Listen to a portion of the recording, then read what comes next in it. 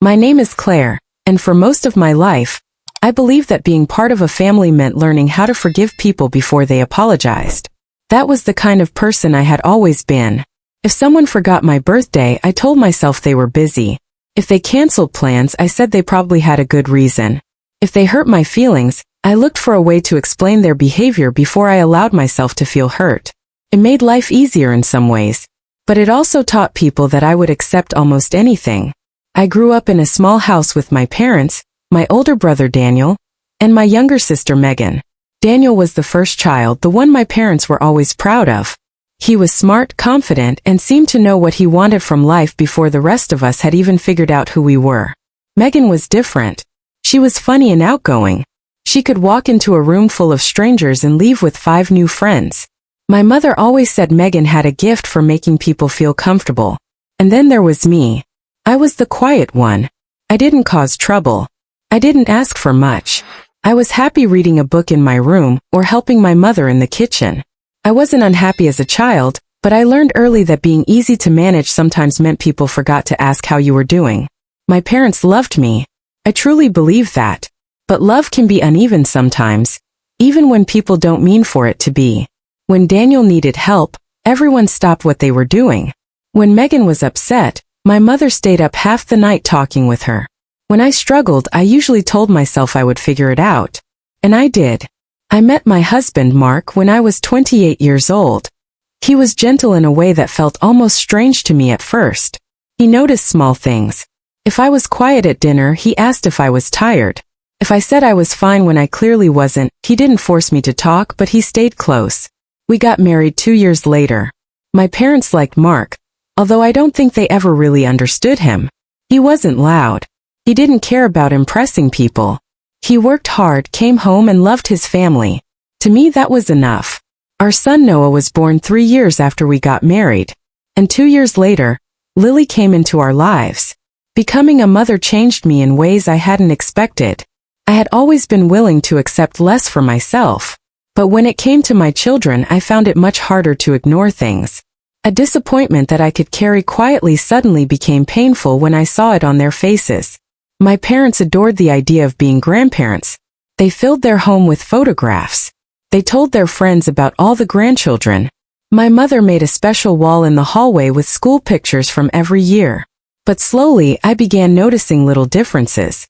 Nothing big enough to start an argument.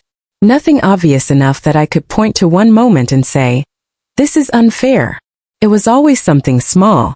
A birthday card for Noah that arrived 3 weeks late. A school concert that my mother forgot about.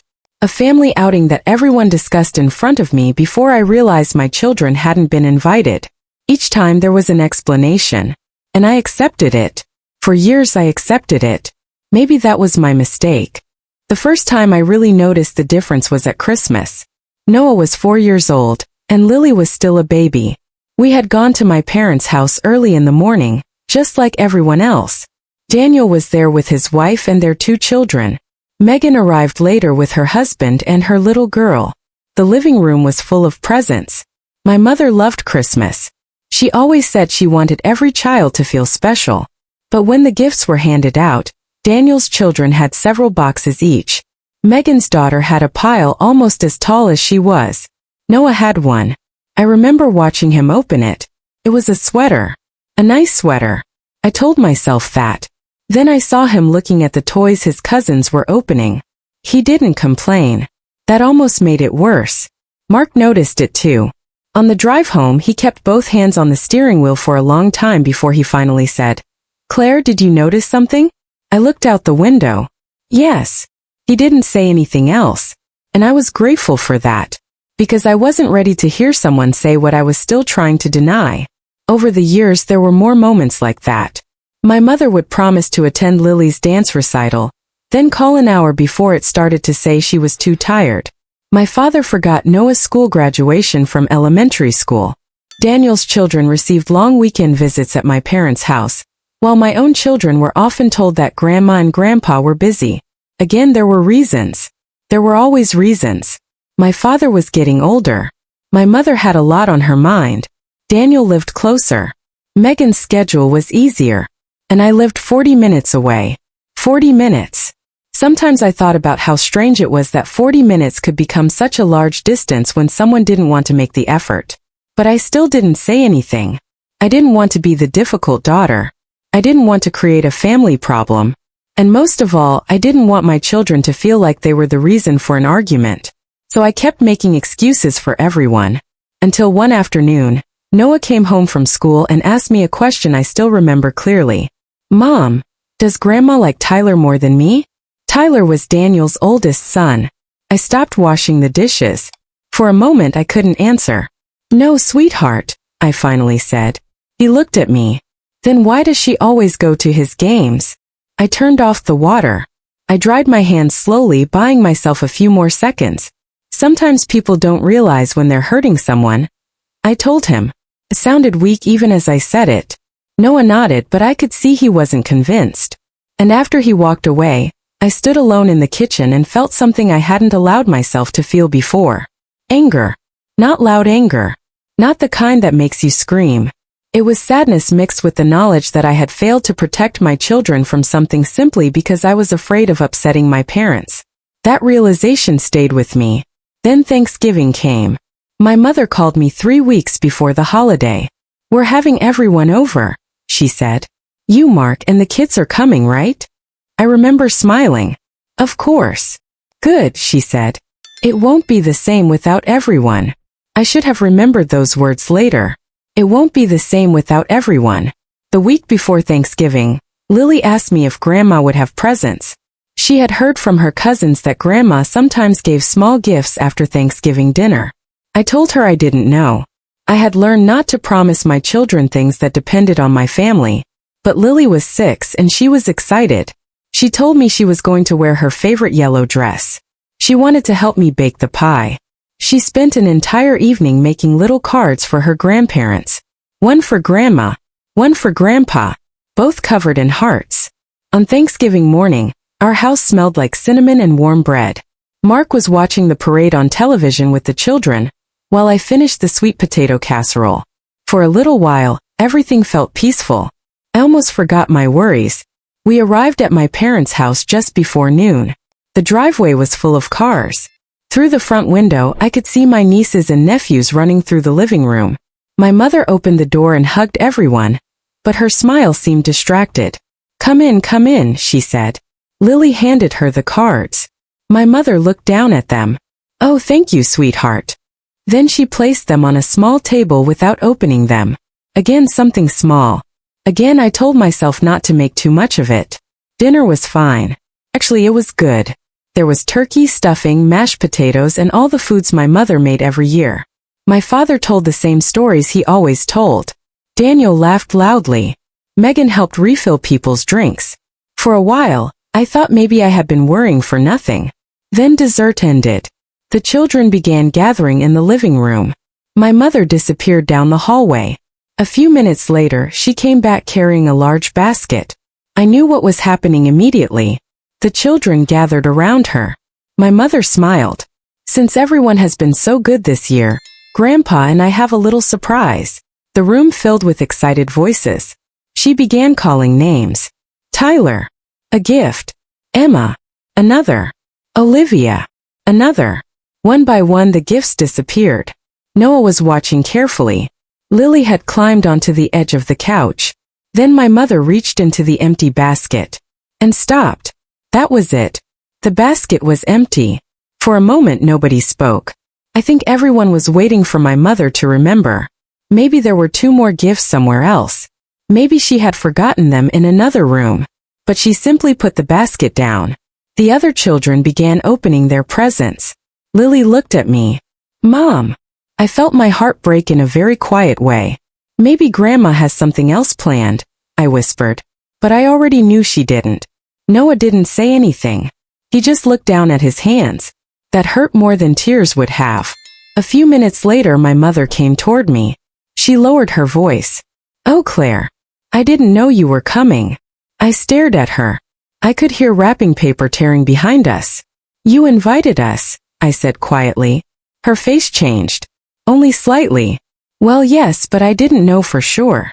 You called me. Claire, please don't make a scene. That sentence almost made me laugh.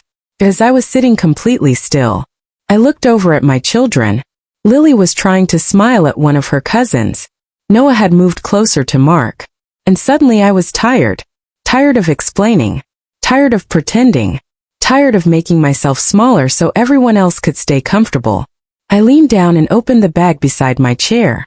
Inside were gifts. But they weren't for my children. They were for my parents. And when I placed them on the coffee table, the room slowly became silent. My mother looked confused. My father stopped talking. Even the children noticed that something had changed. There were 2 large boxes in front of my parents. Nothing expensive looking. Nothing wrapped in bright paper.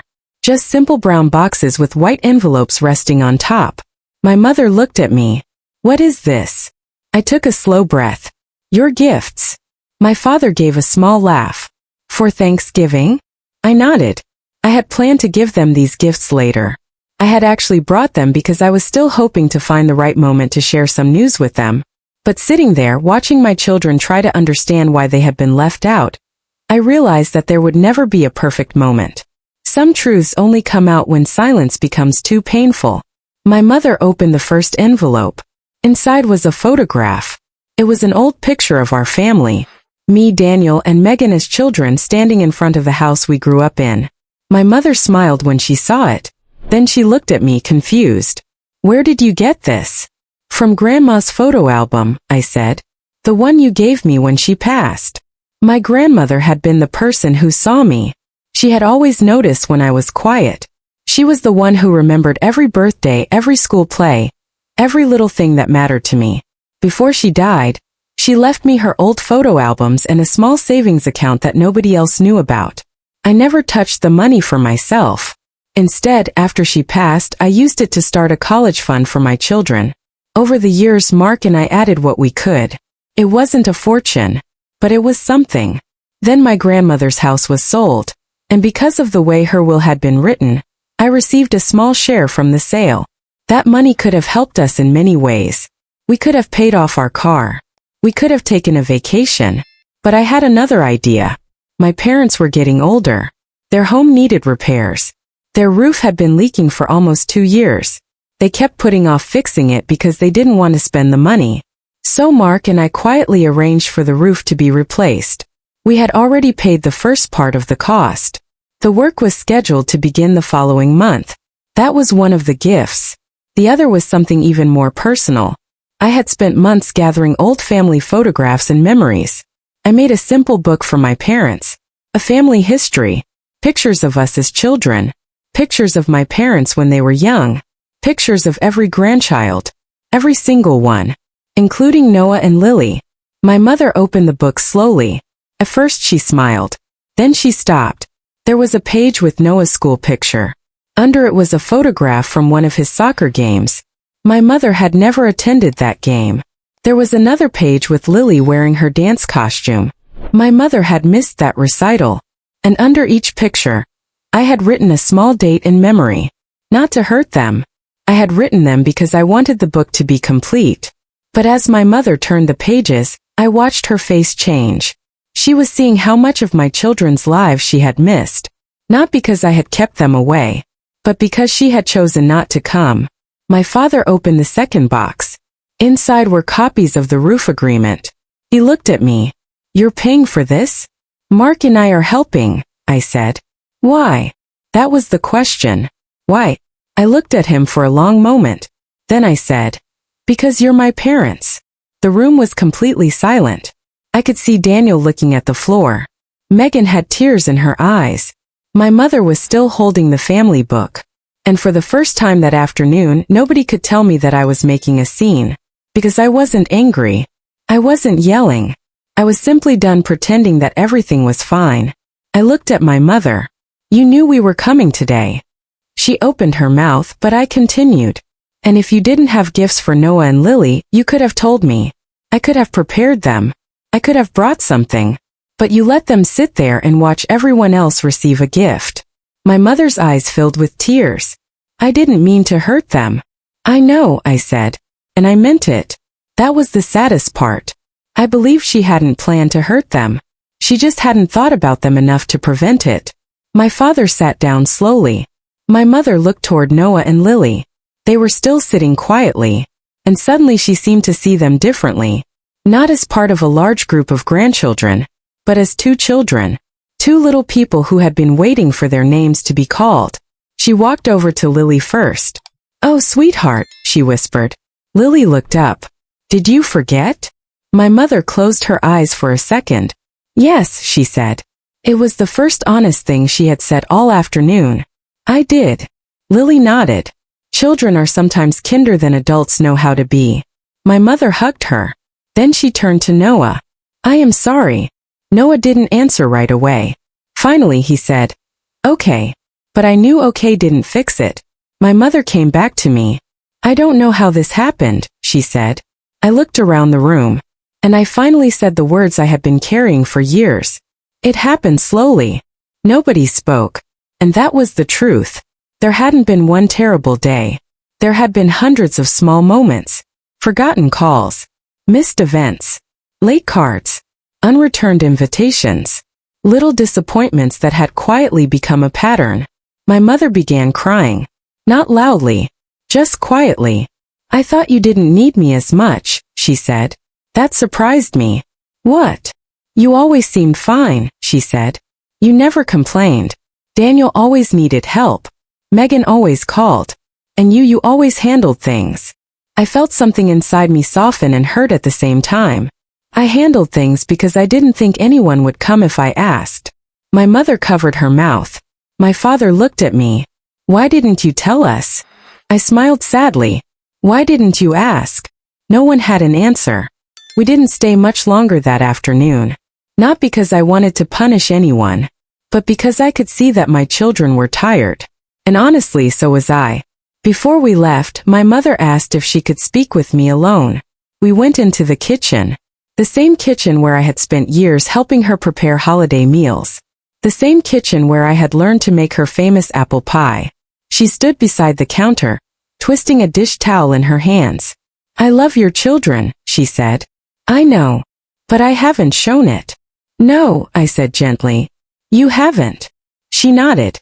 There was nothing else to say. Sometimes people expect forgiveness to arrive with a perfect speech. But forgiveness is not always a speech. Sometimes it begins with honesty. My mother looked at me. "Can I make this right?" I thought about that. Then I said, "You can start by being there." She nodded again. That was all. When we got home, the children went to their rooms.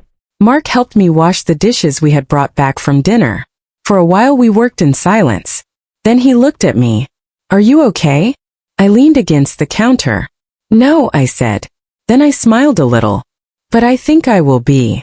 The next morning my mother called. She asked if she could speak to the children. I handed Lily the phone first. My mother apologized again. Then she asked Lily about school. Not just, "How is school?"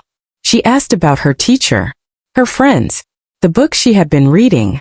When Lily finished talking, Noah took the phone. My mother asked about soccer. She asked when his next game was. And when he told her, she said she wanted to come. After they got off the phone, Noah looked at me. "Do you think she will?" I didn't promise. I had learned my lesson about promises. "I hope so," I said. The following Saturday it rained. The sky was gray, and I honestly didn't expect my parents to show up. Noah's game was early. I was standing beside the field with my umbrella when I saw my father's car pull into the parking lot. My mother got out first.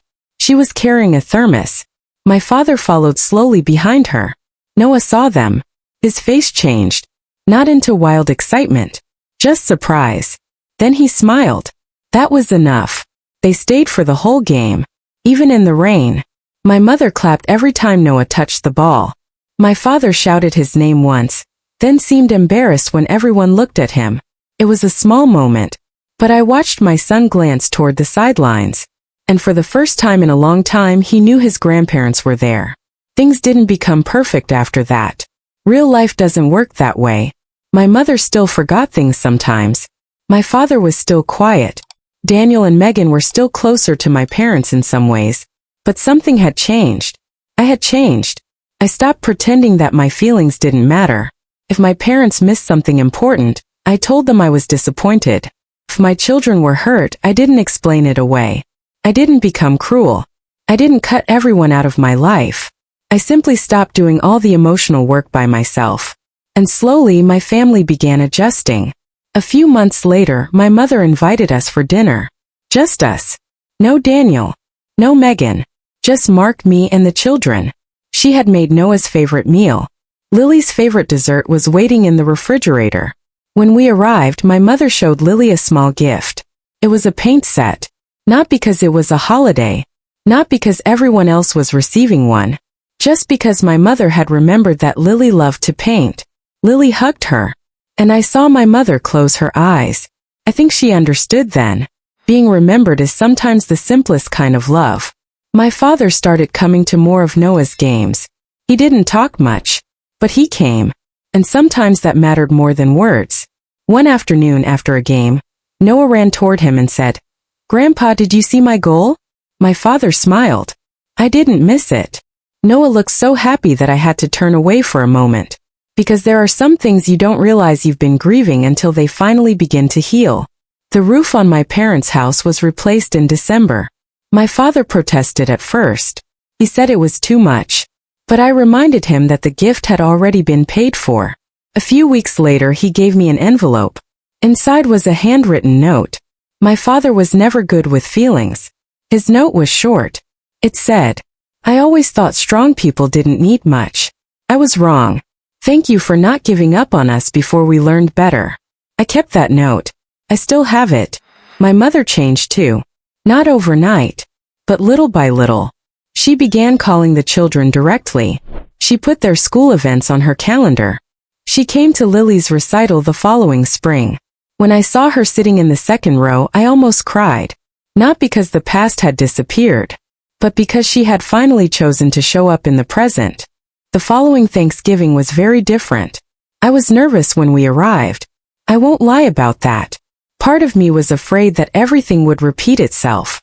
My children were older now, but I still remembered their faces from the year before. My mother greeted us at the door. She hugged Noah. She hugged Lily. Then she looked at me and held my hand for a moment. "I am glad you're here," she said.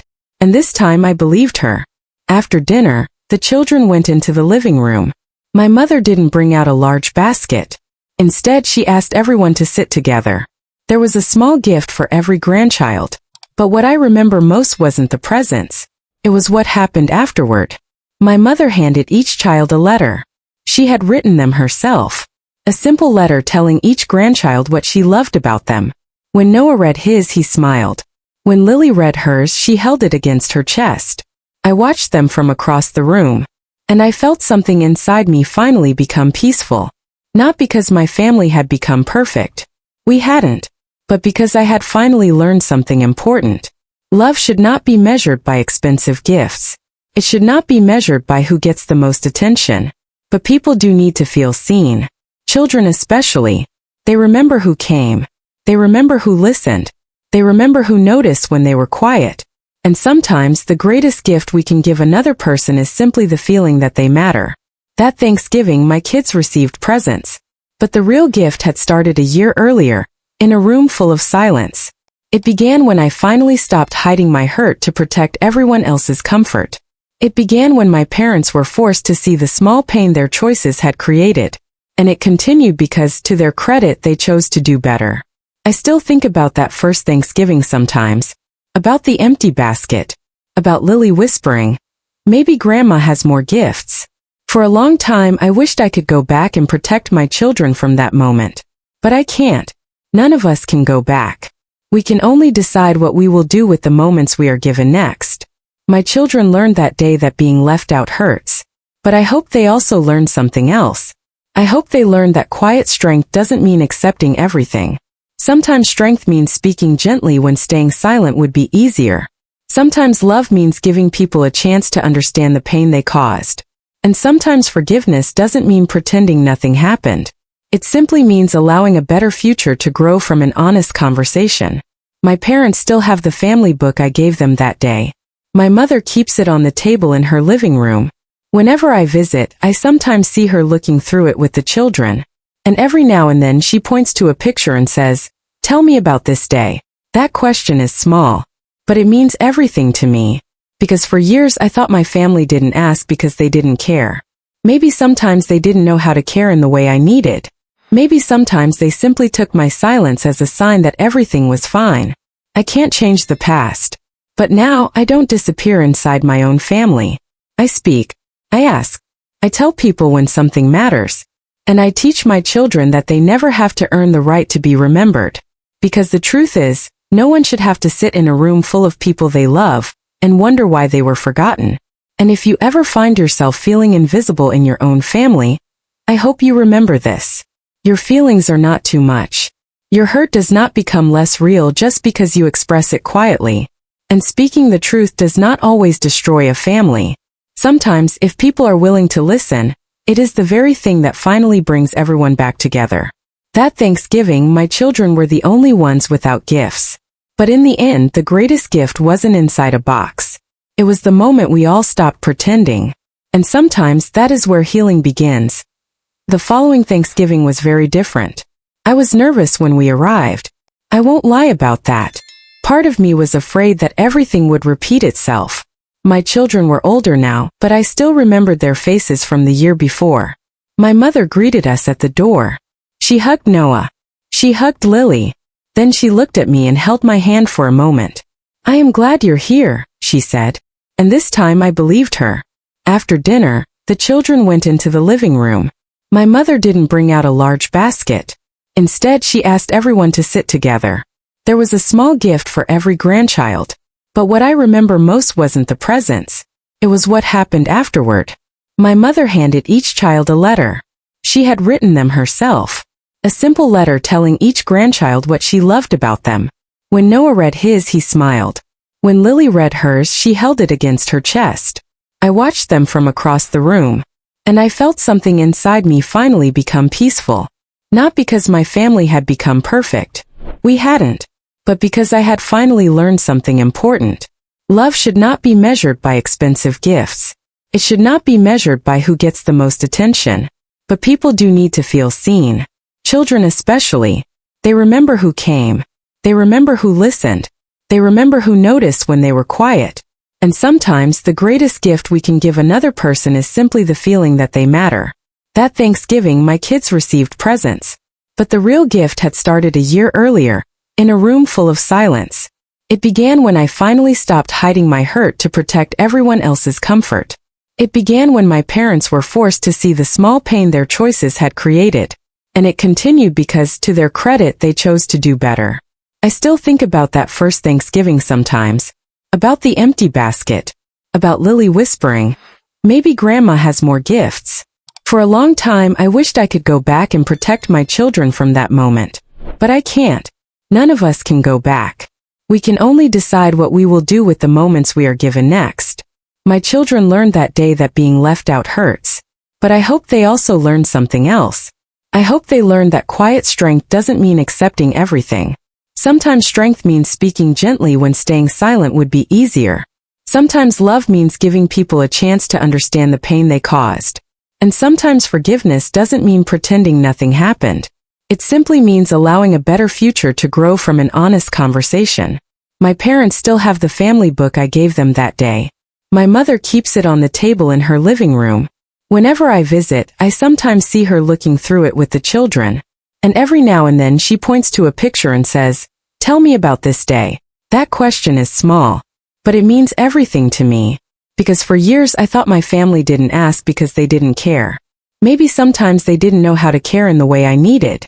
Maybe sometimes they simply took my silence as a sign that everything was fine. I can't change the past. But now I don't disappear inside my own family. I speak. I ask. I tell people when something matters. And I teach my children that they never have to earn the right to be remembered. Because the truth is, no one should have to sit in a room full of people they love and wonder why they were forgotten. And if you ever find yourself feeling invisible in your own family, I hope you remember this. Your feelings are not too much. Your hurt does not become less real just because you express it quietly. And speaking the truth does not always destroy a family. Sometimes, if people are willing to listen, it is the very thing that finally brings everyone back together. That Thanksgiving, my children were the only ones without gifts. But in the end, the greatest gift wasn't inside a box. It was the moment we all stopped pretending. And sometimes that is where healing begins.